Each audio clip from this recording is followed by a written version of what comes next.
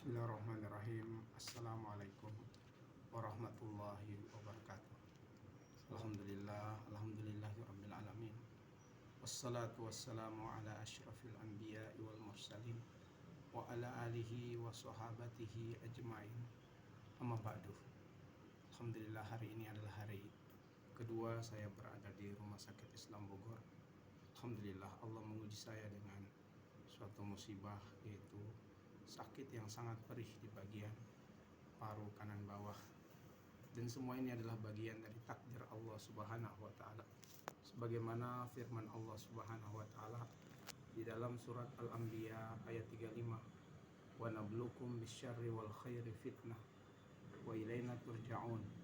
Kami pasti menguji kamu dengan hal-hal yang tidak menyenangkan dan hal-hal yang menyenangkan. Fitnah sebagai cobaan, sebagai ujian, dan kepada Allah lah semua urusan harus dikembalikan. Maka ketika kita tertimpa dengan musibah atau hal-hal yang tidak menyenangkan hidup kita, lakukan beberapa tahapan-tahapan sebagai petunjuk dari Al-Quran.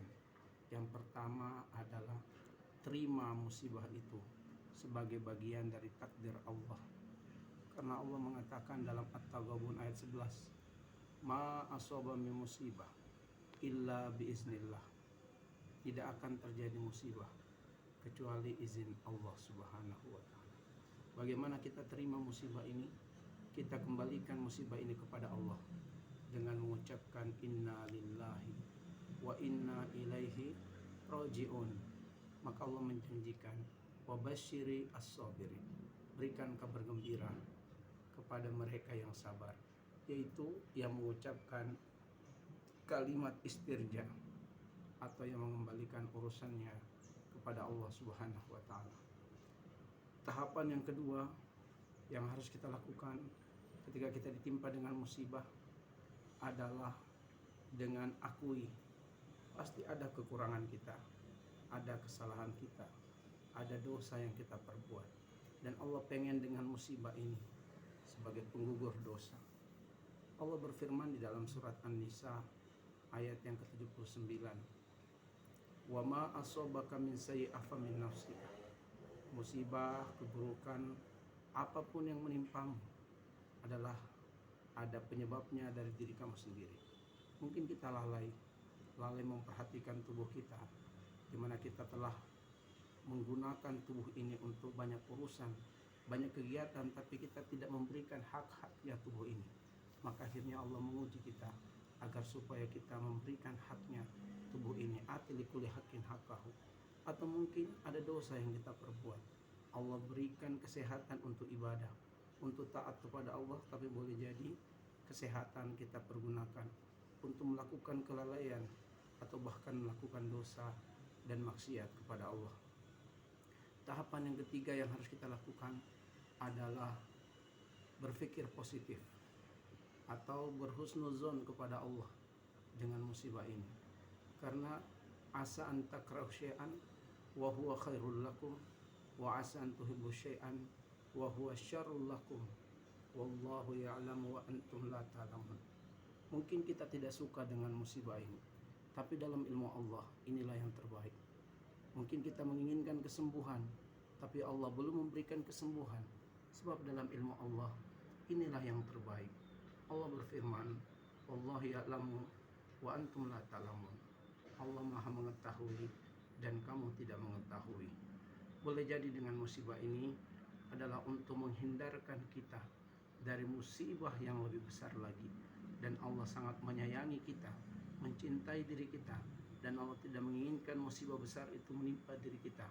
Maka Allah menguji kita dengan musibah yang kecil supaya langkah kita menjadi pendek dan terjauhkanlah kita, terhalangilah kita dari musibah tersebut.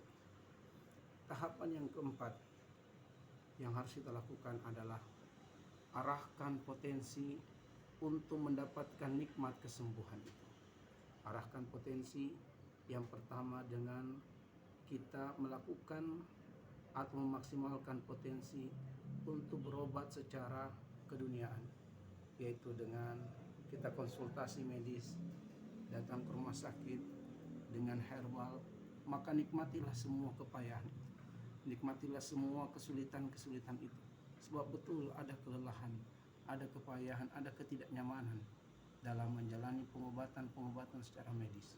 Tetapi itu semua adalah bagian daripada usaha kita untuk mendapatkan nikmat kesembuhan, dan rasa lelah yang kita rasakan akan menjadi penyebab pengguguran dosa-dosa kita. Selain itu, kita juga harus menempuh ikhtiar ukhrawi, yaitu dengan mendekatkan diri kepada Allah dengan banyak berzikir, bersyukur dan beribadah kepada Allah, supaya kita tidak mempertuhankan ikhtiar medis, karena kesembuhan milik Allah, bukan di tangan dokter. Kesembuhan adalah milik Allah, dan Allah berikan kepada siapa yang Dia kehendaki. Dan karena itulah kita harus bergantung kepada Allah dengan memperbanyak istighfar. Allah janjikan di dalam surat Hud ayat 52 dengan beristighfar, wa yazidukum quwwatan ila quwwatikum. Allah akan menambahkan untukmu kekuatan berlipat-lipat. Maka perbanyaklah istighfar ketika sakit, perbanyaklah bersedekah ketika sakit, perbanyaklah berdoa ketika sakit, karena doa itu mustajab. Yang terakhir adalah arahkan ridho Allah, untuk mendapatkan ridho Allah Subhanahu wa Ta'ala, bahwa ternyata kesehatan bukan milik kita, bahwa ternyata kesembuhan bukan milik kita, tapi milik Allah Subhanahu wa Ta'ala. Maka tatkala kita diuji dengan sakit, harapkanlah ridho Allah dengan sakit itu. Harapkan ridho Allah jika Allah memberikan kita kesembuhan. Inilah ikrar kita kepada Allah. Inna sholati wa nusuki wa mahyaya wa mamati lillahi rabbil alamin, la syarika lahu, wa bidzalika umirtu wa ana awwalul muslimin. La haula wala quwwata illa billahil aliyyil azim. Assalamualaikum warahmatullahi wabarakatuh.